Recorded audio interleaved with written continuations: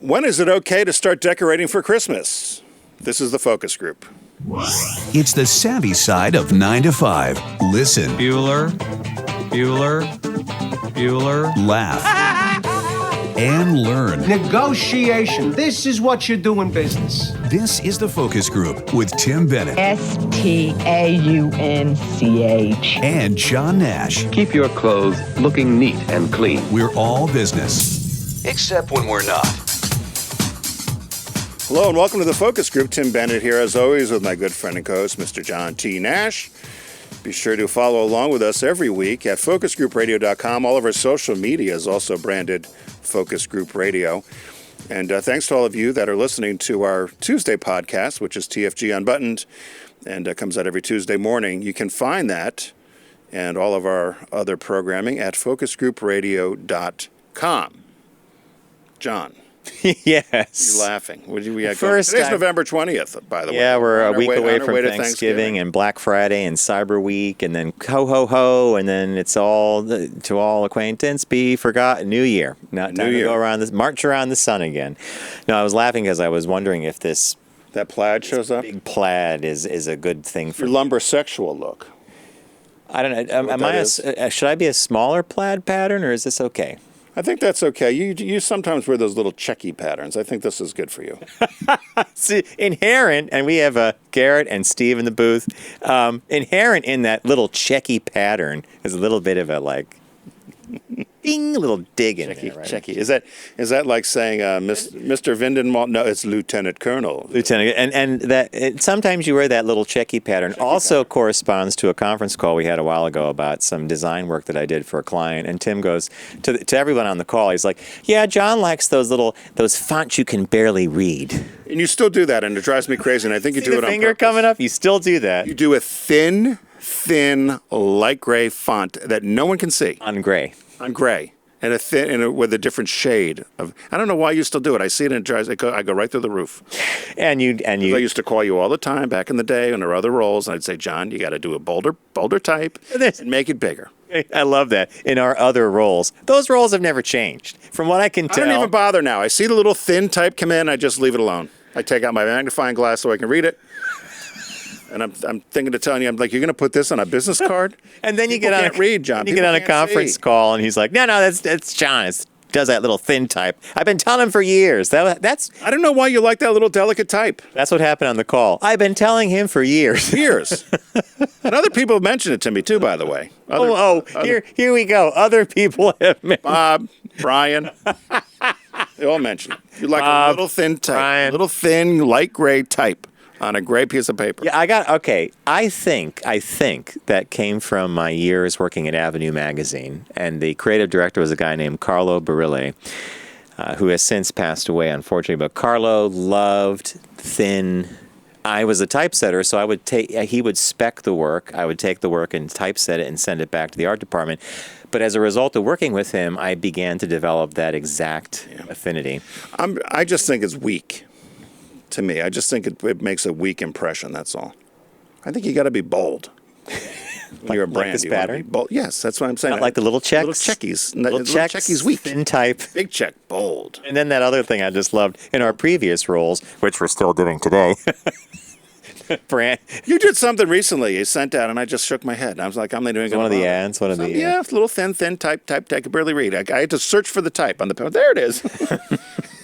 Very thin and light gray. I did change on a white background. I did listen, and I did change it later. So, I think you do it on purpose. I like it. Well, you can't read it.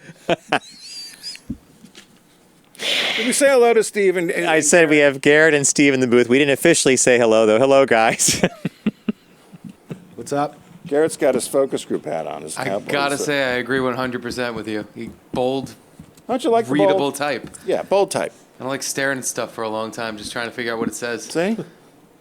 Look at you're not going to get an answer either. Now he'll stew on this now for a while, and then everything I get from now on will just be even thinner and lighter. No, Steve. I'm going we'll go the other way now. 180. It's going to be big, chunky, carnival type. I think just one word per Carnival type. page. The entire word. Yeah. The entire page is just one word. Here you go. Yeah. Senator Byrd used to do that. Remember? Steve nailed it. He had like one 4 word lines. per page. Did you ever see the Senator Byrd before he died? Not that you would watch, but he would give speeches in Congress, and he had like 3 words on a page. I am the senator from the state of West Because he couldn't see? Or? Virginia. Yeah. And he refused to work, so he would have 3 or 4 that's all on the page, and then he could read it. And his speeches would be this thick for A 2 ream minutes. of paper for one speech. That's what I need. I'm going to find, there are some typefaces that I know you'll laugh at. you know I what? know you'll laugh at them. There's one called Carnival Woodcut. And it was modeled after it's like, go to what was the Brewer County? Come to the Brewer County Fair. Fun for Sissy and Junior. Brewer County, Brewer, Maine. So, you know the type they used to do for those posters? Yep. Someone made a typeface out of it. I used it years and years ago. The font came out, and I used it for a display ad for Cambridge University Press. All right, think about this. Cambridge University Press, right? And I used this Carnival Woodcut type. The art director, Tom Wharton, calls me, and he goes, yeah, we have to review some stuff, and I was working on a catalog. He goes, this ad, he goes, what an interesting decision about the display type. Did you do it as a joke? Well, he figured it out. I said, no, that font just came out. Adobe just put that. I go, so the only reason you're using this is because it just came out. Yeah. He said, new is not always good. So we had to go back to like a standard font, but Carnival type got kicked out. Carnival type. That's funny. Well, there you go. So Hey, we always encourage you to let us know your thoughts, and you can do that by going to letters@focusgroupradio.com. And I've been in the habit of pulling some of my favorite lately, and everybody sends some great stuff. And we have a listener named Don G. Travels the world. He's a big roller coaster fan as well. And he helped me solve a huge Adobe Premiere problem a while ago. Thank you, Don. So Don sent us a note, and here's what he said. He said, heard my name in this week's episode. I was thinking of y'all when in Paris a few weeks ago. Nothing out of the ordinary seen there to send you. Now, to give you some detail, Don has sent us candy from around the world. Kit Kats. Kit Kats from Japan and Oreos from different Why does he flavors. travel the world, do we know? That's a good question. Grocery shopping was amazing, however. Now, he's in Paris. See attached. Fancy desserts in a Walmart-type store and amazing selection of ready-to-cook pizza. Also stumbled into a store called Picard. This is for me, thank you, Don, because he's referring to Jean-Luc Picard, the captain of the Starship Enterprise. Nothing but frozen food. Check out the gourmet pizza and gourmet salmon cakes I found there. I think one of those oh yeah, I put them up there. So one of those pictures is a salmon cake. Yuck. That's that thing with the red, right? I think, yeah. But everything else looks delicious, and I have to agree What's on with. top of that salmon? Looks that like corn? it looks like walnuts or some kind of nuts, maybe. That can't be. chopped up. That can't be the salmon, is it? I think that's a salmon cake. What do you was the guys other- think? What did he say it was? Pizza? Well, look right next to it. Is It's the pizza, pizza, pizza, pizza. What is that one? it says tous les That's salmon. deux millefleurs Salmon fumé. de salmon fumé. Yeah. Smoked salmon, salmon fumé. Smoked salmon. See, I know. Tim, in our old show, whenever I used to speak French, we used to have this little ditty that. Remember, Katie made that. That was a good one. Learn to speak French with John. Here's all those pizzas. I don't know. I thought the French were known for their food. That doesn't look so good to me. Well, but what Don's basically getting at, it's all gourmet. Yuck. So even though it's in a frozen case, you can still pick up gourmet. So thanks, Don. We love looking at the. See, I thought Stuff from Picard, Paris. Pernod Ricard. Oh, that's the whole holding company for all the liquor brands. Here's what I Right? don't like about French food. It's not cooked enough. Now, the Japanese food, you understand. Like, Stephen Garrett. Wait a minute. We got a lot going on. We got thin type, bold prints. Here's what I don't like about French food. They don't it's cook it not enough. cooked enough. you get raw hamburger meat with an egg on it. I don't want It's that. called steak tartare. It's horrible. There's no. Have you had raw steak meat. tartare? I have. I don't like it, and I don't like their eggs. You don't order eggs in France. They're all runny. All runny eggs. Yuck. I like French food. Now, add that to do not serve Tim a piece of cake with ice cream right next to it. You have to be like, You like French food? yeah, I had. You like runny eggs? That I aren't cooked? haven't. I last time I ordered eggs in France, they were scrambled, so no, they weren't runny. Well, order an egg. little scrambled egg. First of all, you should never order scrambled eggs out. I've told you this before. Why? It's all done in a big bowl and it's just left out there sometimes as powder. When you do an egg, Wait, that you have to teaching. crack- If you're not watching us on video, there's this finger that Tim puts the index finger up like the teacher. you never Teaching do scrambled eggs out because it's all done in I a didn't big do bowl. that today for lunch. No, you didn't. But it's all done in a big bowl and All it right. sits there. I'm going to Now, remember if you do that. an egg, they got to crack it so it's fresh. If I said sunny side up or whatever, okay. Over easy, over medium, over hard. But you do scrambled eggs, it's in a bowl. Sometimes Yeah, I it's learned something from Tim every But don't day. you? Am I right on that? Isn't it a big bowl? They're not scrambling each individual egg. Now the cup goes up for the refresher. Does Garrett agree with me on this one? I never thought about it. I don't know. Thank you, Garrett. Well, I traveled with a fussy coworker, remind me a lot of you, and she insisted on having egg whites. Who is this? She wanted scrambled egg whites, and so we were. Is this Beth? No. This is a woman named Rita. Oh, yeah. So she says to the waitress, she said, "I would like scrambled egg whites," and the woman looks at her, and Rita says, "I want scrambled egg whites," and the woman says, "I don't know what that is," and she says, "It's egg whites scrambled." Do you have scrambled eggs? She goes, "Yeah, it's just in a big old bowl and it's yellow." So ever since then, I never got scrambled eggs out. Now, it was a truck stop in North Dakota, so Just saying, right? a little different. But yeah. There you go. So what caught your eye this week? What caught your eye? Here's what Tim and John found. Okay, George Takei, who played the key role of Mr. Sulu on Star Trek, the original series, and in the movies, gave one of those. It's almost like a what was it, Vanity Fair, or who used to do the quiz? Vanity Proust Fair. or something? It was Proust. Proust. It was all those questions. This was for the Guardian. Vanity Fair? It did Might the have 20 been questions yeah. in the back or something? And everybody would answer the same. This is a little different. This might have been for the Guardian, but the headline caught my eye because it just did. It says, George Takei, my dream dinner party, my colleagues from Star Trek, with one exception. Oh, he doesn't want somebody. He doesn't want someone there. Born in California to Japanese-American parents, George Takei, 82, spent his childhood in U.S. internment camps. From 1966 forward, he played Sulu in the Star Trek television series and films, and in 2015, he told the story of his family's wartime incarceration in the Broadway musical Allegiance. And this year, he published the graphic memoir, They Called Us Enemy. He lives in L.A. with his husband. So here's some of the questions. When were you married? When were you happiest? When he married his husband, Brad. What is your greatest fear?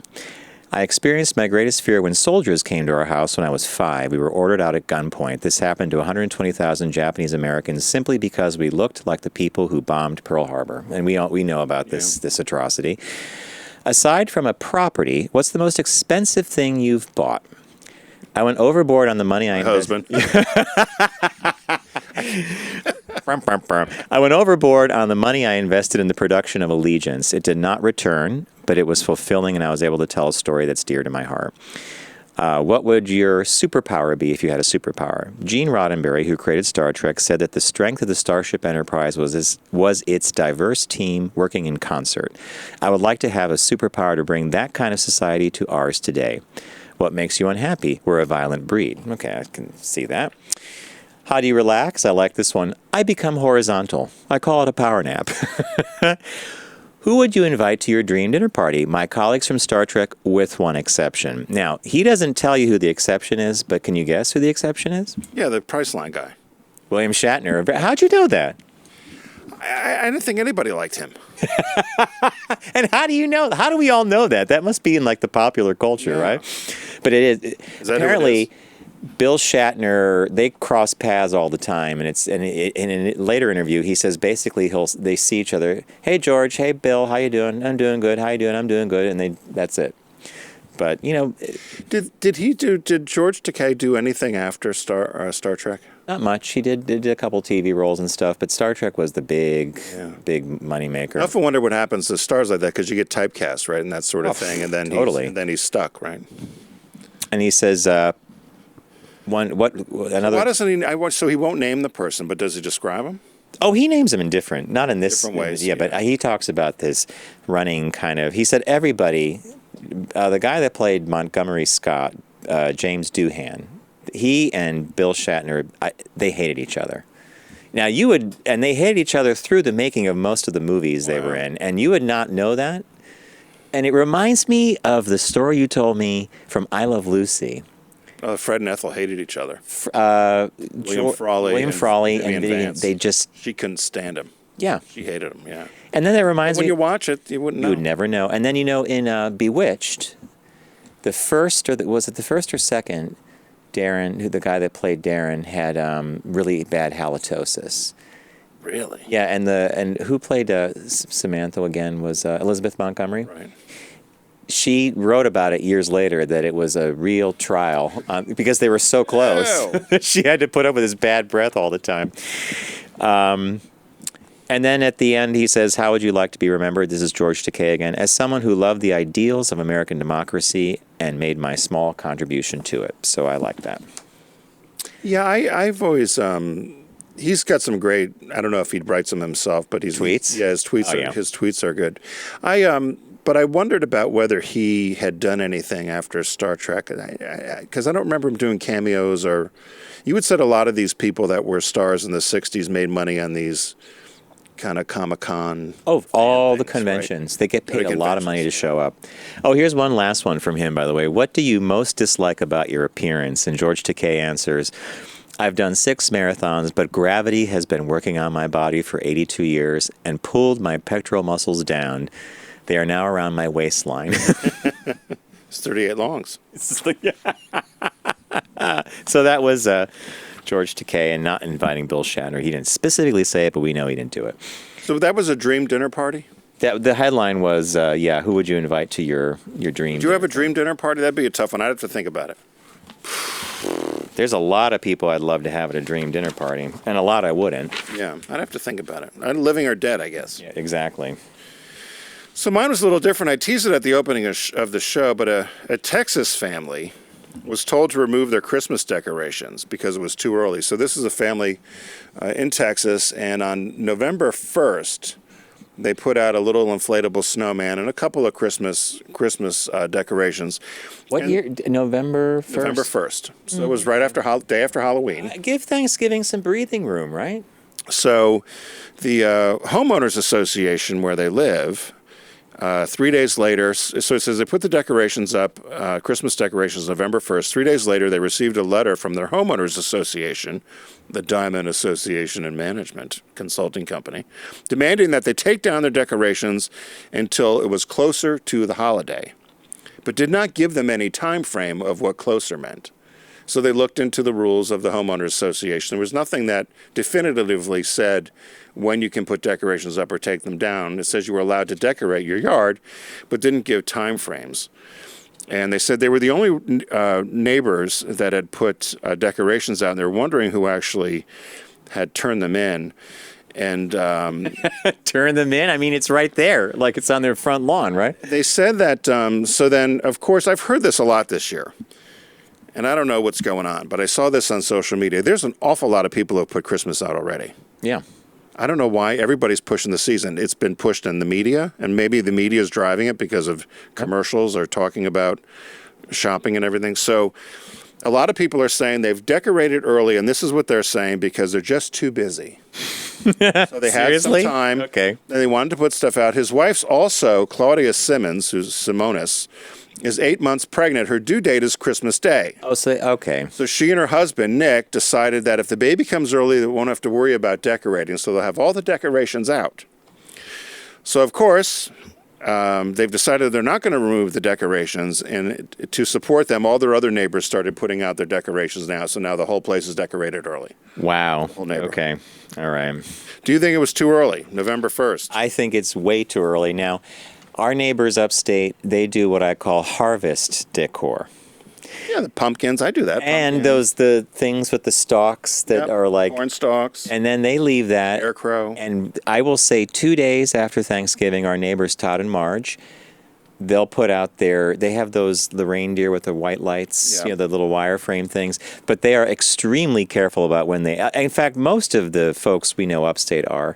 But when they go in, they go all in. There are houses down the block from us that chewing up power like no one's business.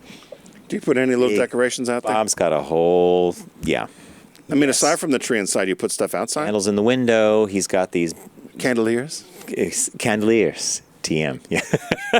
He's got these bells that hang from the front porch with ribbons, and then there's these 2 enormous candles. It looks really good. Outside? Outside. And Are then you he going to has take a picture this year? yeah, garland wrap, and all the lights I think are now LED.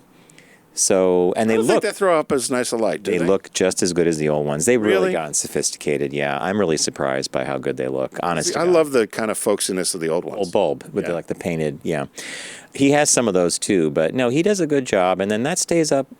I think the second week of January it comes down. Yeah, that's about this time to do it. See, it's an unspoken rule, right? But I've got our friends Mark and Carl, they take it down immediately. They take it down before New Year's because it's Carl's birthday on the 4th, and he wants no Christmas around. They have a big house too. Yeah. They got to pack a lot. Take it all down quick. I think it's too quick. I don't know. I know families that would only put their tree up on Christmas Eve. Yeah, my grandparents, my mom's parents used to do that. Which is how they used to do it, by the way. Maybe a week before or the day of, and then you would keep it up for a week or so. The holidays were really that 2 weeks. As it should be. Yeah, thank you. As You it hate should holidays. be. I don't hate them. You hate them. I hate the egregious spending. All right, don't get me going down. I don't disagree with you. I'm just saying you were on board early. I'm gonna do that in thin type. I hate the holidays. Gray on We gray. got a magnifying glass. That's what I want for Christmas, by the way, magnifying glasses. So I can read John's notes to me. Business birthday. Everyone does celebrity birthday greetings, but the Focus Group is the only show in the universe that celebrates business birthdays. I think you like this guy, John. You probably know him. Lewis Waterman. Pen. Pens. Writing. Yeah. I have a Waterman pen. November 20th, 1836. This is a great birthday. Died May 1st, 1901 at 64. Born in Decatur, New York. Held multiple fountain pen patents and was the founder of the Waterman Pen Company. He also taught shorthand and invented a process for condensing and preserving grape juice. They didn't have refrigeration then. It's like the Brits. Yeah. He patented his pen in 1884. There was lots of discussion about what really happened with the whole pen thing. And a lot of it was myth. But they think this is, in terms of research, this is what happened. So they said he had been selling pens. He was a pen salesman in New York for a new company founded in the spring of 1883 by a volatile inventor named Frank Holland. After only 6 weeks, Holland abandoned the company. And Waterman came over and took over. And there was an issue where they were trying to make a fountain pen, so you didn't have to dip it, or the ballpoint pen that we know of, so you didn't have to keep dipping it in the ink.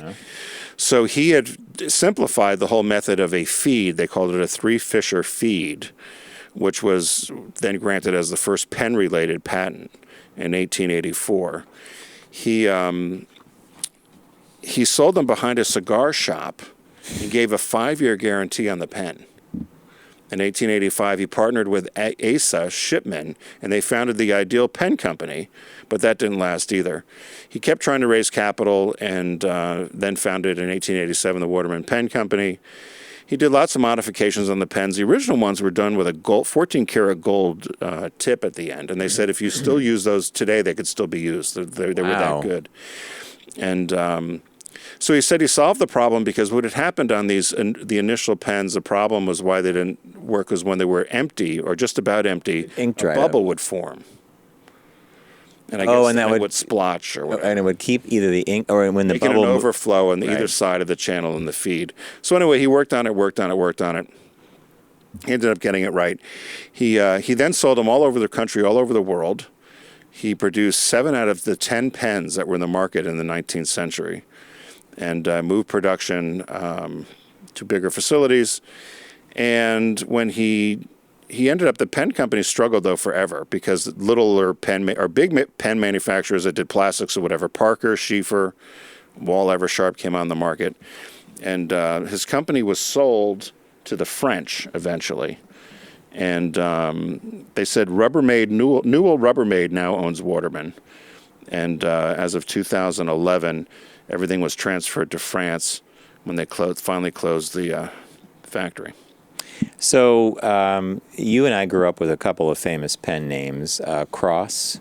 Yeah, Christ, love a cross Used to get pen. the Do they set. Still, they must Yeah, still they make do. them. I don't know who makes them, but back when we were kids, it was still here in the U.S. Waterman was another fine pen. Always a fine pen, right? And then Mont Blanc, which was always a French thing. But when Greg and I started Moon City Productions, my second ad agency, the day we went to sign the partnership papers, the LLC, like we bought partner pens. Like Blanc. I bought a Waterman. I forget what Greg got. I still have the Waterman. It still works great. Like the president signing a document. Yeah, well, he's a Sharpie, right? Current president favors Sharpie. Think about that. Like, here's a Mont Blanc. Nah, give me the Sharpie. The confusing part, and I skimmed over it, but essentially and this is where you're going toward. There were so many different. There must be, and I'm not going to read them all. Waterman from 1954 through 2011 was owned probably by 6 or 7 different conglomerates. Yeah. And they would, buy. I guess it's like they do with foods, right? Well, buy a portfolio of items. And the Waterman pen was never a mass market pen. Yeah, it was a boutique, a niche item. And I remember the last Waterman that I bought was 1998, I think, or 99. So it must have changed hands a bunch of times after that, right? Yeah.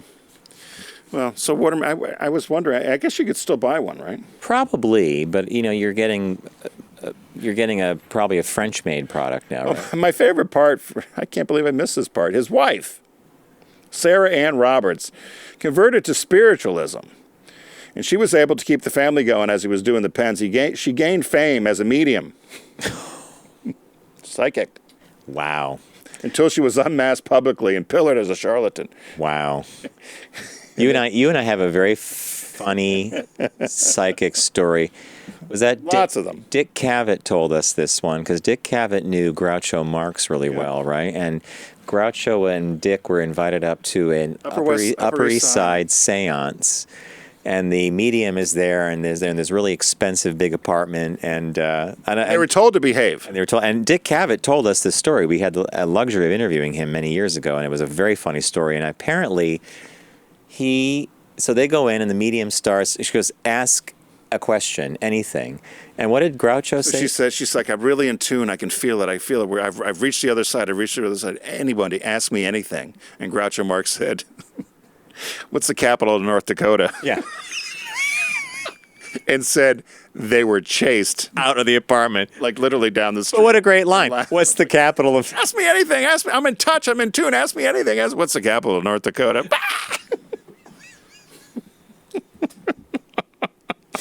When he told us that one, I thought, thank you, Mr. Cavett, for that fantastic story. It says it all, right? It says it all.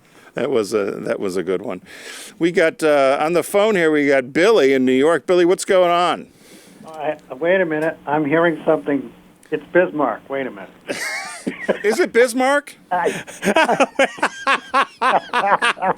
So, Billy, you got that from the spirit world. We're all done. Wait a minute. I'm hearing something's coming through the ether. Yes. Bismarck. Speaking of Star Trek, hey, how you like that Hallmark ornament, John? The one you put on my Facebook page. So, Billy posted this elaborate Hallmark ornament. It's the Star Trek transporter, and it's got the prime characters, Spock, McCoy, and Kirk, and you push the button, it makes the beam down sign, or the sound. I thought it would be great if they disappeared somehow, but what an elaborate ornament, right? Because nothing says Christmas like Star Trek. Yeah. So, well, the price made me disappear. How much was it? $99. No. That's a little high for a little novelty item, I agree. Do you have it, John? Because No, but- John has a whole tree with it's all sci-fi. In the city, isn't it's the sci-fi tree. Bob buys me an ornament every year, usually Star Wars or Star Trek or Battlestar Galactica or Forbidden Planet. It has to be Really? the sci-fi universe, yeah. Maybe George will get it for me for Christmas. You have to get this clip and play it over and over in the house, and then you'll get that ornament. If you want to wonder what Filipinos do about Christmas, they start really early. Do they really? Oh, yes. Edwin's been playing Christmas music well before Halloween. Are you kidding me? No, I'm not kidding. No, because he's living the 44 Christmas songs that were ever written. I did play. I will admit, because I was so aggravated, I did play a little bit last weekend just to tune it up. I like to see what's new. There are some new things out. But Oh, he likes to see my reaction. Alexa, play Christmas music. I have a friend of mine, Bridget, and she'll have a dinner party in July, and she'll put Christmas music on. Or should always put one Christmas song in the mix. I'm ready for pride flags already. Are we all? Because that means warm weather. Yes, sir. Jeez. Well, thank So, you. Billy, you going to be in the city? We're going to come down to see the tree, like real tourists. The one at Rock Center that gets lit up? Oh, yeah, when it gets, after the crowds kind of dissipate, we'll be down for that. Please let me know because we would love to see you when you're down here. And yeah, wait till the crowds dissipate because our studio used to be down by Rock Center, and you did not want to walk in that direction in the holidays. Oh my God! Well, now you got the TikTok commute. We do. We had lunch there today. Well, I am back from Florida, the trip from hell, and I'm so glad to be back in New York, even though it's cold. Well, we're glad you. That's a loaded. Why was it the trip from hell? I delivered a car for a couple of, let's say, frugal individuals. No, let's say frugal says it all, right? Ferengi frugal. Billy, that's great. Ferengi frugal. Tim doesn't know what that means. I'm not going to illuminate him. But if you're a Star Trek Deep Space Nine fan, the Ferengi were like the barter guys. Thanks for calling, Billy. Thank you, Billy. Hi. Ferengi? I thought it was a mint. Ferengi. Yeah. So, hey, as if you're a fan of our show here, you know that we'd like you to own your passion with our friends at Deep Discount. They've got a winter-wide sale going on. It's also the birthday of Lauren, one of our friends at Deep Discount. So Marketing. Happy birthday, Lauren. So her birthday fell on 11/19 yesterday. It was yesterday. And I sent her a couple of what the stars had to say, like your daily horoscope. Medium. We sent that. And the link to the daily tarot card. There's a... Have you tried that? Here's what's funny about you. You don't believe in psychics or that sort No. of thing, but you love a horoscope and all that other nonsense online. Yeah, because it reassures me. Okay, good. Was hers accurate? Did she tell you whether it was accurate? I wished her happy birthday on Facebook. I didn't do it direct. And then so Tim was saying that it's a winter site-wide sale at Deep Discount, and we thought it would be fun. In honor of Lauren's birthday, I picked an item that was released on her birthday back in the day. And it was The Adventures of Rocky and Bullwinkle and Friends. Now, that cartoon actually debuted in November of 1959 on November 19th. The series is structured as a variety show with the main feature being the serialized adventures of the two titular characters, the anthropomorphic flying squirrel Rocky and the moose Bullwinkle. And of course, there was Boris and Natasha and Dudley Do-Right. Sounds like the current administration. And Mr. Peabody's Improbable History. So, Tim, you're going to love this. Here's a review that someone gave. They said, the art has a choppy, unpolished look, and the animation is extremely limited, even by television animation standards at the time. Yet the series has long been held in high esteem by those who have seen it. Some critics describe the series as a well-written radio program with pictures.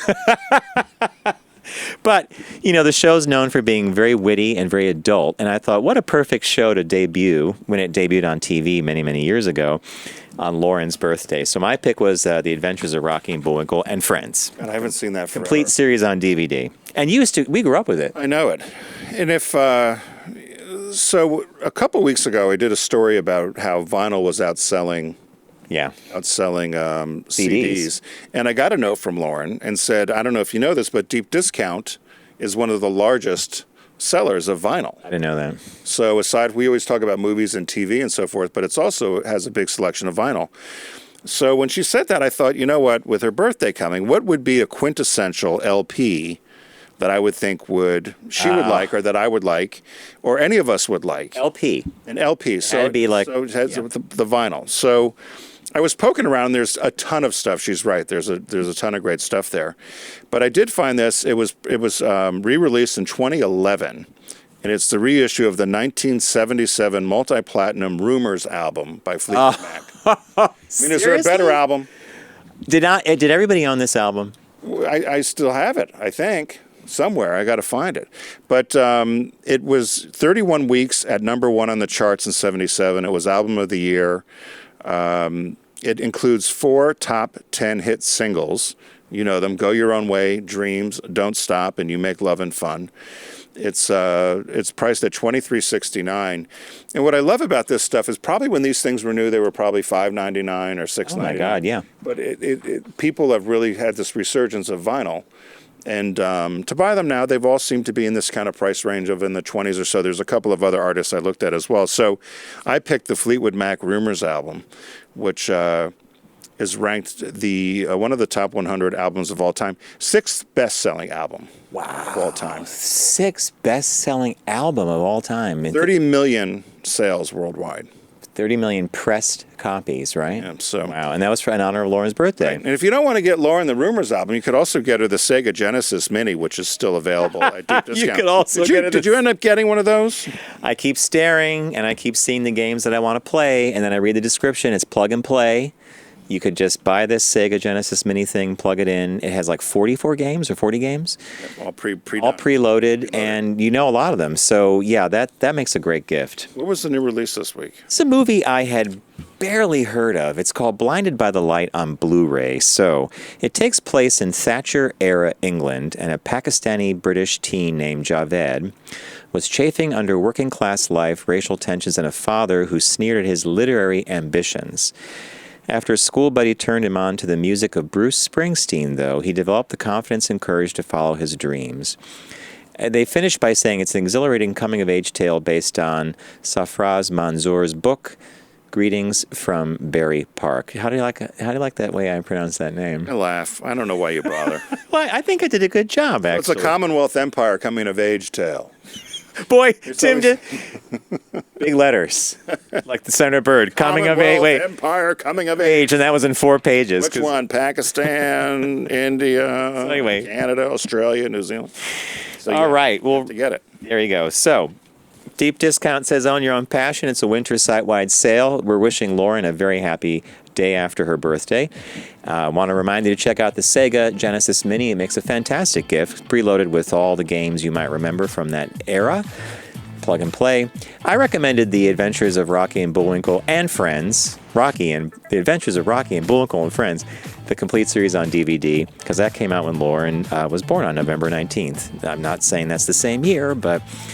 And Tim recommended Fleetwood Mac's Rumors, an LP, which if you have vinyl and you're playing it, by all means pick that up. And deep discount apparently sells more vinyl than anyone else. So we love it. And the new release this week is called Blinded by the Light on Blu-ray.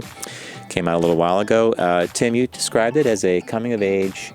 Commonwealth Empire coming-of-age tale. Boom. And that was done in like 8 words or something. What do we say, Garrett? Thanks, deep discount. All right, friends, we're going to take a quick break, and when we return, we're doing a shop talk that looks at Alabama's Rocket City, so we'll be right back.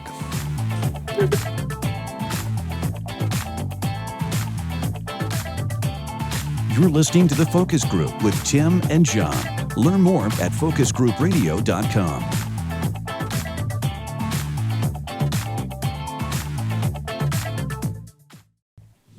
Focus on the savvy side of 9 to 5 with The Focus Group. Try, really try. Listen, laugh, and learn with Tim and John. I never try anything. I just do it. Hello, and welcome back to The Focus Group. Tim Bennett here with my good friend and co-host, Mr. John T. Nash. Be sure to join us here every Wednesday at 1 p.m. East. Also, check out our podcast, which is TFG Unbuttoned, every Tuesday morning. Learn more about us and all of our programming at focusgroupradio.com. So in our shop talk today, It's done in thin type, gray on gray for Tim. No, it's not, because I had to reprint. I do have to go in sometimes and change your notes, because I change your fonts. I'm glad Steve's so amused by Tim's behavior. I'm amused too. I'm also sometimes appalled, sometimes thrilled. Who knows? This is a great story, and before we get into the story, and we have a special guest joining us. I do want to say so this is about Rocket City in Alabama, which is Huntsville. Huntsville, Alabama, yeah. And when I was in college, so it's known as the Rocket City or space capital of the country, right? Yeah. All kinds of engineers and even real rocket. more so than like Cape Canaveral, where we launched rockets from, yeah. And when I was in college, I went to a little school in Ohio, Marietta, and we had a rowing team, which was quite good, but we always had a rowing team from Huntsville, Alabama. and we never could understand. It was the only really only team in the South, other than Rollins in they Florida. competed against you, right? They competed against us, and they'd come up to Ohio, and we'd row against them, and they were out of the University of Alabama, Huntsville, and we could never figure out how that part of the country had rowing. And I'm guessing it's because they've had so many people from around the country that probably came, I'll stereotype, if they're rocket scientists or engineers or whatever, probably came out of very good elite programs or schools that had rowing and started rowing. So we always wondered, we'd always say, University of Alabama, Huntsville, like how do you guys have rowing? Yeah. So anyway, so what's our story? That's a fascinating thing. The genesis of why they would have the sport to begin with would be because other people experienced it at other... And after I read the story, I'm like, it's obvious why they have it. I mean, it sounds like paradise. So CNBC did an article that I loved. It's called Teaming with Engineers, Alabama's Rocket City, USA is luring hot new industries to town. It's an economic case study. Huntsville capitalizes on its Rocket City roots. The highly educated and highly skilled workforce that Huntsville, Alabama's aerospace roots have helped establish have also become a selling point to other industries. From 2000 to 2017, the Huntsville metro area grew employment by 32%, or twice the rate of the broader U.S., according to Huntsville's Chamber of Commerce. Wage growth has also kept pace, increasing at nearly twice the rate of the country over that same period, according to the Bureau of Economic Analysis. Before the late 50s, the Northern Alabama community's claim to fame was as the watercress capital of the world. So it was agricultural prior to this, right? How much watercress could you sell? Well, not a lot, right? And then the Army's nascent ballistic missile program moved to the shuttered World War II chemical weapons outpost that would become Redstone Arsenal. Huntsville has been Rocket City ever since. It's a government town, so you have Redstone Arsenal, and you have other aerospace companies there developing stuff for the government, but this ended up drawing in an enormous amount of engineers and super well-educated people. Right. And I love what the Chamber of Commerce said. That was one of my favorite lines. They said there are certain types of companies that we do not pursue, and we're looking for companies that have a track record of being good corporate citizens. That was it. I highlighted that as well. And so, but it lists many different types of companies that have come in that all seem to be hovering. Is that the right word? Yeah. around the space. But I thought to me it sounded almost like the 50s and 60s again. You know, in terms of these towns that grew up around whether it was either space program, right? Or nuclear stuff. So from 20 to 20, I mentioned that earlier. The area is home to almost 500,000 residents, a number that also represents a growth rate that has more than doubled the national pace since 2000. So over the period of 2000 to maybe 2017, residency might have gone from 225,000 up to 500,000. That's amazing. The city's credit rating is even enviable, touted as a AAA from Moody's for 11 consecutive years, which is, again, amazing. Boeing, Aerojet Rocketdyne, Lockheed Martin are there. And now Blue Origin is spending $200 million to build a rocket engine factory. Now, Blue Origin is a company founded by Jeff Bezos, and that's his very quiet space company. So, you hear a lot about SpaceX, right? Which is the Elon Musk's company, the Tesla guy. Jeff Bezos has quietly been developing a rocket system that can launch and land. He's down there. And, they're there because of the community and because they can hire, right? And now, beyond rockets, they also have now a lot of biotech companies. Did I read that right? Yep. They're essentially doing a good job. which is why we wanted to talk to one of our friends here, right? Don, our listeners. Don from Alabama. And Don, are you there? I'm here. Tell us a little bit about Huntsville and Rocket City, and then I've got a few questions for you. Well, essentially the article pretty much encompasses it. It is the largest concentration of PhDs per capita in the world. It is, by 2025, will be the largest city in Alabama, surpassing Birmingham. And based on economic forecasts, by 2035 will be larger than Nashville. Wow. And effectively, our unemployment rate here is zero because if you can work, you are working. So the 2.3% is actually the population that cannot physically hold a job. So we are at 100% employment, and actually we're desperately trying to bring in new people, not just engineers, but manufacturing. Mazda, Toyota is putting in a new plant, $1.5 billion investment, 4,000 primary jobs, 12,000 secondary jobs. Wow. So, wow. It's an exploding area of the country. And that's principally because it's a very pro-business. There are huge tax incentives to come to Alabama because they've figured out the formula that it's worth it for me to give you X amount of in tax incentives because I'm going to get X amount of millions of dollars in income taxes. So, Don, did you grow up there? That was going to be my question. Did you grow up there, Don? I did not grow up completely here, but pretty much from middle school through before college. Then I went away to college, and then I've come back here and left here several times. So how is housing and affordability of living? Housing is really good. The cost of living here is outstanding.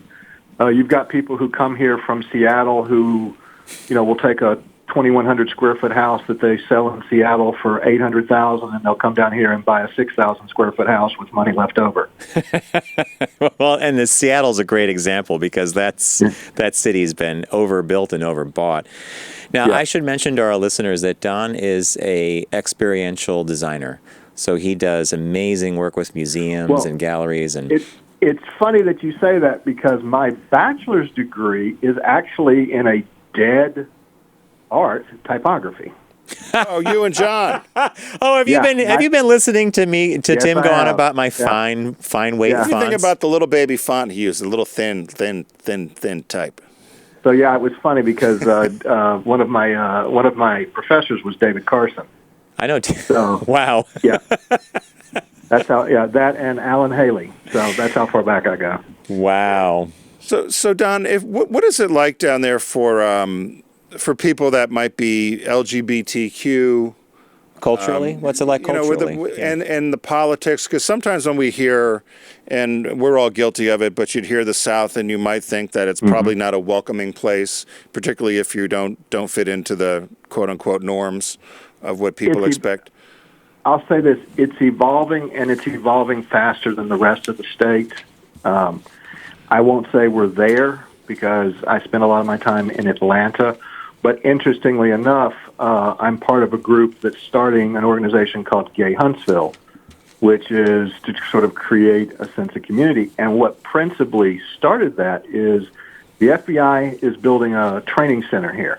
They're going to have about 3,000 people, 3,000 agents a year rotate through that training center, and ATF has their facility that's got about 400. One of the biggest complaints that they're getting from their trainees is a lack of LGBT-friendly events and things to do. So it's working on, but there's not there's no more there's no gay clubs, there's no designated gay hangouts or things of that nature yet. But I think that in the next 3 to 5 years, the metropolitanization of Huntsville that's gonna follow suit. So I guess the question that would follow that is, I'm guessing that Huntsville's politics and the way that metropolitan area votes is vastly different than the rest of the state. Jeff Sessions is from Alabama. What's that? What did you say? I missed it. Jeff Sessions was from Alabama. Well, I have Remember? that. And he's got. You're nice. I had him listed here as old lady Sessions.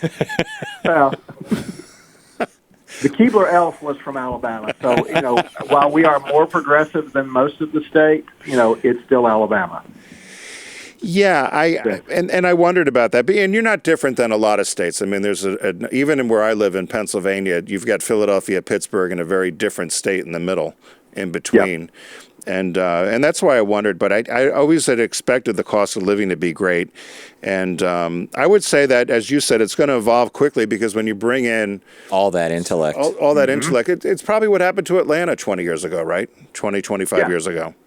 Same sort of thing. And it's exploding in Atlanta because the film industry is really taking hold, and you've got thousands of people coming in from L.A. and and New York to work at Pinewood and now at Tyler Perry's studio. So, that grows. The bigger you get, the more diverse you're going to get. That's just inevitable. Right. So, Don, on a day-to-day basis, and I often puzzle about this because of our experience upstate, which if you go 100 miles out of New York City, it could be any other part of the country.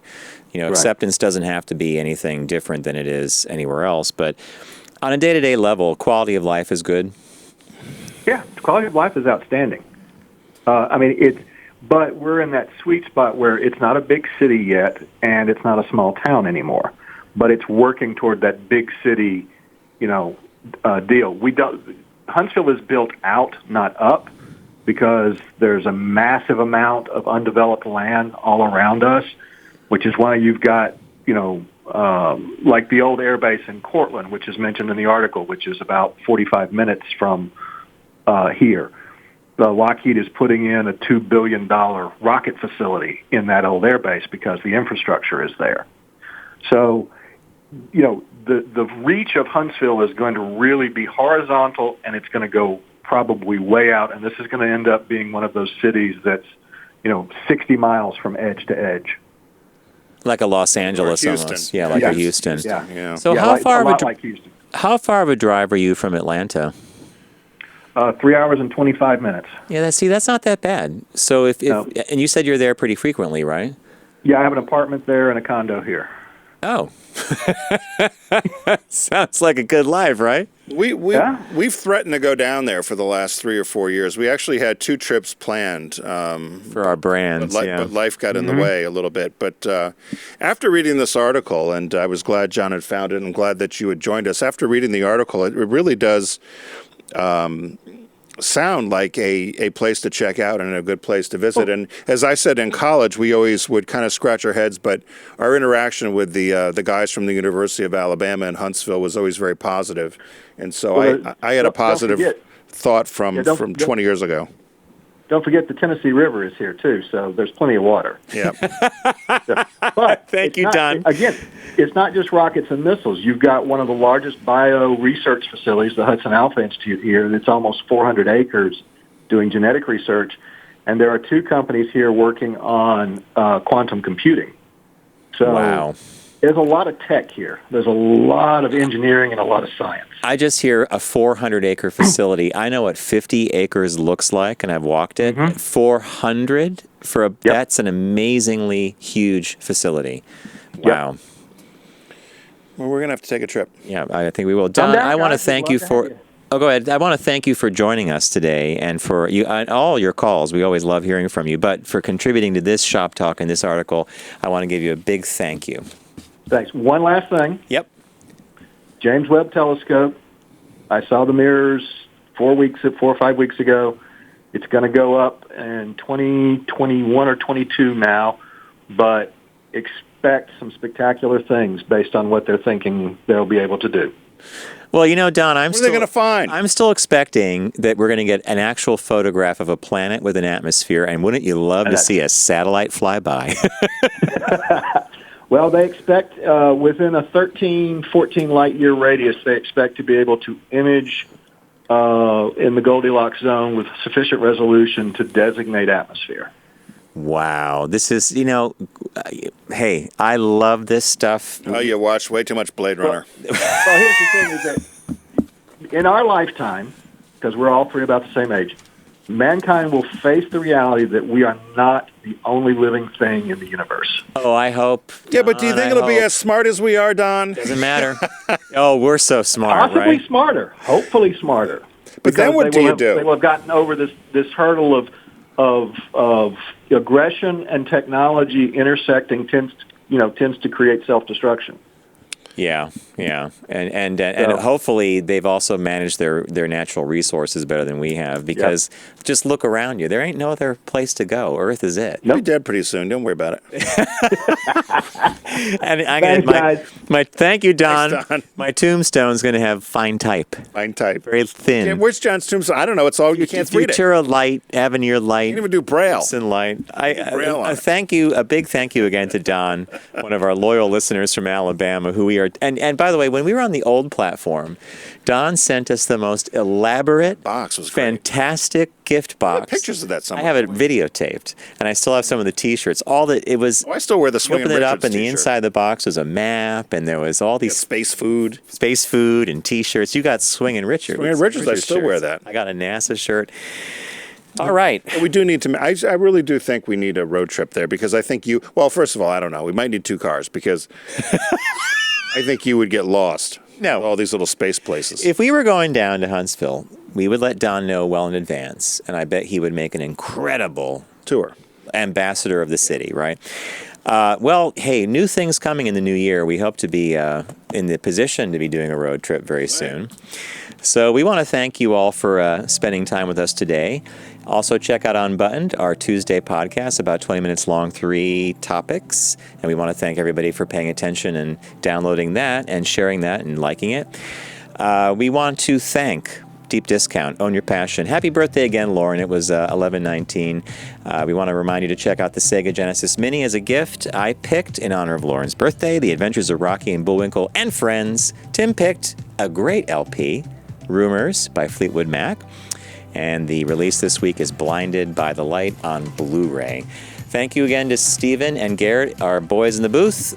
Everybody, don't text and drive, arrive alive, and we will see you in the new week.